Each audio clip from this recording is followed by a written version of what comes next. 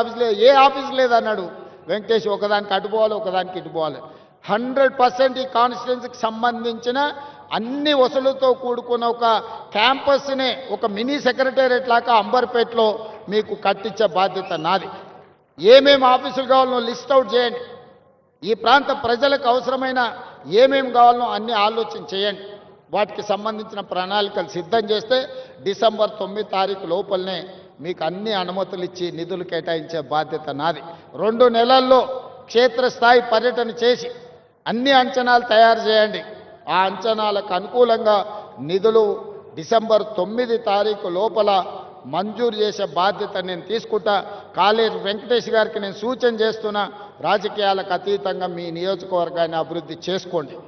నేను సహకరించడానికి సిద్ధంగా ఉన్నా. మీరు అడగకుండా, మీరు అంశాలను ప్రస్తావించకుండా, మీరు ప్రతిపాదనలు సిద్ధం చేసుకోకపోతే నేను సహాయం చేయాలన్నా కూడా నేను చెయ్యలేను. క్షేత్రస్థాయిలో మీరు సహకరిస్తే 100% అద్భుతాలు చేస్తాం. ఇక్కడ ఒక అతను కబ్జా పెట్టుకున్నాడు. అతని పేరు గురించి నేను చెప్పాల్సిన అవసరం లేదు. ఆకాశం నుంచి పూలు జల్లిన నాటి నాయకుడికి కబ్జా పెట్టుకున్నాయని, ఆయన వెనకాల ఎవరున్నారో మీ అందరికీ తెలుసు. కానీ ఇవాళ లోకల్ ఎమ్మెల్యేగా మీరు సహకరించారు. వితిన్ 100 డేస్లో ఈరోజు బతుకమ్మకుంట నిజమైంది, కళల సాకారమైంది.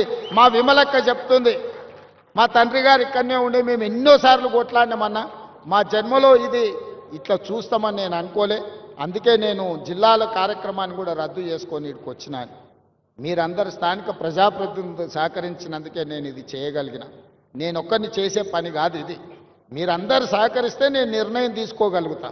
నేను ఒక టీం లీడర్గా మిమ్మల్ని అందరినీ లీడ్ చేయగలుగుతా. ఒక విజన్ గల ప్రజాప్రతినిధిగా హైదరాబాదు నగరం అంతర్జాతీయ నగరంగా తీర్చిదిద్దుతా. అదే క్రమంలో పేదలకు ఎట్లా మేలు చేయాలో మీరు సూచనలు ఇవ్వండి. పేదలకు అన్యాయం చేసే పని ఏది చెయ్యను. మీరు గుర్తుపెట్టుకోండి, అక్కడ హైటెక్ సిటీ దగ్గర కన్వెన్షన్ కూలిందంటారు. ఎవరు? నాగార్జున గారు, ఆగర్భ శ్రీమంతుడు, ఒక పెద్ద సినిమా స్టార్. కానీ అక్కడ తుమ్మిడికుంట అనే మొత్తం చెరువునే కబ్జా పెట్టుకుని, నాకు కూడా మంచి మిత్రుడు. మేము అడిగి చూసినాం. వారు కొంచెం వారికి ఉన్న పాత సావాసము, పాత మిత్రుల వల్ల కొంత ఆలోచన చేసింది.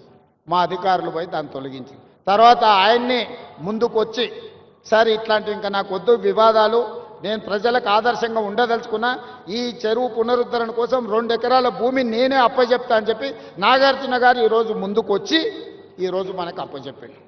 అలాంటి సందర్భాలు వస్తే మేము అభినందిస్తాము. సున్నం చెరువు దగ్గర ఎవడో అమాయకులను చేసి అమ్ముకుంటే చెరువు మధ్యలో వాళ్ళు నిర్మించుకుంటే తొలగించమని ఎన్నిసార్లు చెప్పినా తొలగించకపోతే మనం తొలగించాల్సి వస్తుంది. దయచేసి నేను పేద ప్రజలకు విజ్ఞప్తి చేస్తున్నా. మాయగాళ్ళు మహానగరంలో చాలామంది ఉంటారు. వాళ్ళకు ముఠా నాయకుడు ఇంకొకడు ఉండొచ్చు. వాళ్ళందరూ కలిసి ఈ మహానగరంలో వివిధ ప్రాంతాల నుంచి వచ్చిన పేదల్ని మాయ చేసి ప్రభుత్వ స్థలాలను మీకు అమ్ముతే అగ్గోకి సగ్గోకి వస్తుందని తీసుకోకండి.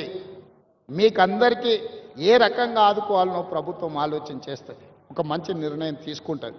అందుకే మనస్ఫూర్తిగా దసరా పండుగ సందర్భంగా ఈ నగరవాసులందరూ మూసీ నది పునరుజ్జీవం కోసం సహకరించండి. మూసీ నది పరివాహక ప్రాంతంలో ఎవరెవరైతే నివాసం కోల్పోతుండ్రో వాళ్ళందరికీ శాశ్వత నివాసాన్ని ఏర్పాటు చేసే బాధ్యత తెలంగాణ రాష్ట్ర ప్రభుత్వం తీసుకుంటుంది. ఎవరిని నష్టపోనివ్వం, ఎవరిని కష్టపెట్టం. కష్టపెట్టడానికి ఈ ప్రభుత్వం లేదు. ఇది ప్రజా ప్రభుత్వం, ప్రజల కోసం ఎన్నుకున్న ప్రభుత్వం, ప్రజలే ఎన్నుకున్న ప్రభుత్వం, ప్రజలు నడుపుతున్న ప్రభుత్వం.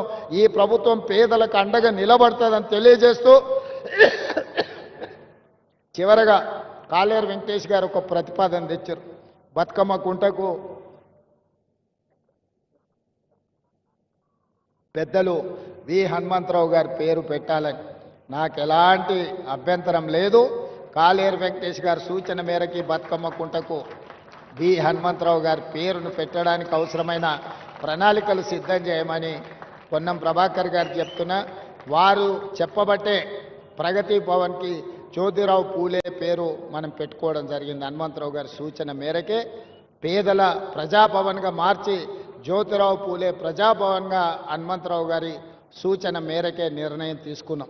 ఇవాళ 42% రిజర్వేషన్ల విషయంలో కూడా వారి సీనియర్ నాయకుడుగా మాకు సూచనలు సలహాలు ఇచ్చి ముందుకు నడిపించిండు. వారి అనుభవాన్ని ఈ ప్రభుత్వం పూర్తి స్థాయిలో వినియోగించుకుంటుంది. వారి గౌరవానికి భంగం కలగకుండా ఈ కార్యక్రమాలను ముందుకు తీసుకెళ్తాం. అంబర్పేటలో డాక్టర్ రోహిన్ రెడ్డి గారు ఈరోజు